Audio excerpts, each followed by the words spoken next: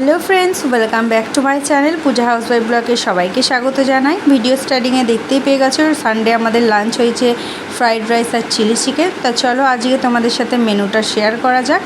এখানে টক দই নিয়েছি, আদা রসুন বাটা, জিরে গুঁড়ো, গরম মশলা, লঙ্কা হলুদ, নুন সমস্ত নিয়ে নিয়েছি মশলা। আর এখানে 500 মতো আমি চিকেন, বোনলেস চিকেন নিয়েছি, আর একটা ডিম আর কর্নফ্লাওয়ার। তাই সব কটা নিয়েছি, নিয়ে এবার এখানে ম্যারিনেট করে নেবো। তো এখানে তোমরা ম্যারিনেশন মিনিমাম আধ ঘন্টা আগে করে রাখলে খুবই ভালো হয়, বাট আমার হাতে সময় ছিল না বলে আমি 10 মিনিট মতো ম্যারিনেট করে রেখে দিয়েছিলাম। একে একে সব মশলাপাতি আর দই দিয়ে আমি ভালো করে মাখিয়ে নিচ্ছি। আর ডিমটা আর কর্নফ্লাওয়ারটা আমি যখন ভাজবো পকোড়াটা তখন লাস্টে অ্যাড করব। তো চলো এখানে আমি 10 মিনিট মতো চাপা দিয়ে রেখে দিয়েছি।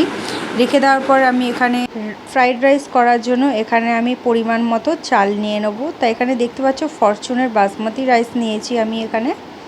তা তোমরা ফ্রাইড রাইসেরও চাল ইউজ করতে পারো, বাট আমার ঘরে এই বিরিয়ানির রাইস বা বাসমতি রাইস ছিল বলে আমি এটাই নিয়ে নিয়েছি।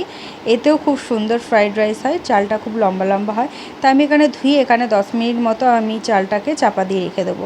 তা 10 মিনিট বাদে আমার ম্যারিনেশনটা যেটা রাখা ছিল তার মধ্যে আমি একটা ডিম দিলাম, যাতে কর্নফ্লাওয়ারটা মাখালে ভালো মতো কোট হয় আর কি। তাই এবার যেহেতু আমি ঘরে করব সেই জন্য আমি বেশি কর্নফ্লাওয়ার ইউজ করলাম না, জাস্ট হালকা পকোড়া যাতে হয়। এখানে আমি ভাত করার জন্য দেখো যে গরম জল বসিয়ে দিয়েছি, তার মধ্যে চালটা আমি দিয়ে দিয়েছি, আর এদিকে প্যান বসিয়ে দিয়েছি। এখানে আমি প্যানটাতে পকোড়া করব বলে পরিমাণ মতো তেল দিয়ে দিলাম। তেলটাও গরম হয়ে গেছে, আর এদিকে ভাতটাও আমার প্রায় হয়ে এসছে। তো একে একে আমি পকোড়াগুলো ছেড়ে দিচ্ছি, জাস্ট গোল্ডেন ব্রাউন করার জন্য আমি এখানে ওয়েট করছি। বেশি আমি লাল করা করব না, জাস্ট গোল্ডেন ব্রাউন হলেই আমি এটাকে তুলে নেব। তা আমার পকোড়াগুলো হয়ে গেছে, একে একে আমি তুলে নিচ্ছি। আর ওদিকে আমি বড় একটা কড়া বসিয়ে দিয়েছি, ওর মধ্যে আমি ফ্রাইড রাইসটা করব বলে।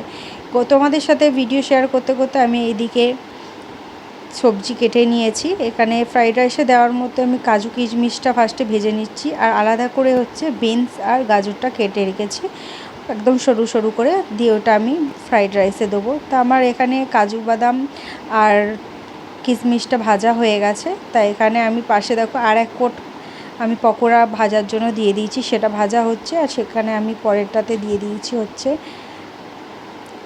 সবজিগুলো দিয়ে ভালো করে ভেজে নিচ্ছি। তা আমি এখানে চিলি চিকেন যেটা করছি এখানে আমি ক্যাপসিকাম ইউজ করব না, কারণ ক্যাপসিকাম আমার মেয়েরও ভালো লাগে না, আমারও ভালো লাগে না, সেই জন্য ক্যাপসিকাম ইউজ করিনি।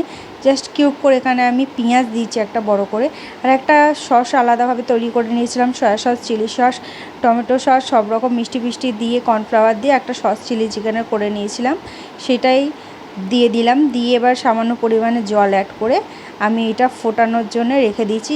জলটা প্রায় ফুটছে ঝোলটা। আর এদিকে আমার ভাতটা হয়ে গেছে, ভাতটা আমি এখানে দিয়ে দিয়েছি। আর অফ ক্যামেরায় আমি ভাতটা যখন দিয়েছি তার মধ্যে আমি সামান্য পরিমাণে নুন আর চিনি দিয়ে দিয়েছিলাম। ওদিকে পকোড়াটা প্রায় হয়ে গেছে, তারপর ঝোলের মধ্যে আমি পকোড়াগুলো দিয়ে দিয়েছি। দেখো কত সুন্দর কালারটা হয়েছে, আর খেতেও খুব সুন্দর হয়েছিল। তা আমার আজকের সানডে লাঞ্চ তো প্রায় কমপ্লিট, আমরা খেতেও বসে গেছি। তা তোমাদের সাথে শেয়ারও করা গেল। ভিডিওগুলো যদি আমার ভালো লেগে থাকে অবশ্যই লাইক কমেন্ট শেয়ার করে দিও। আজকের মতো ভিডিও এইটুকুনি, চলো টাটা বাই বাই, সবাই ভালো থেকো।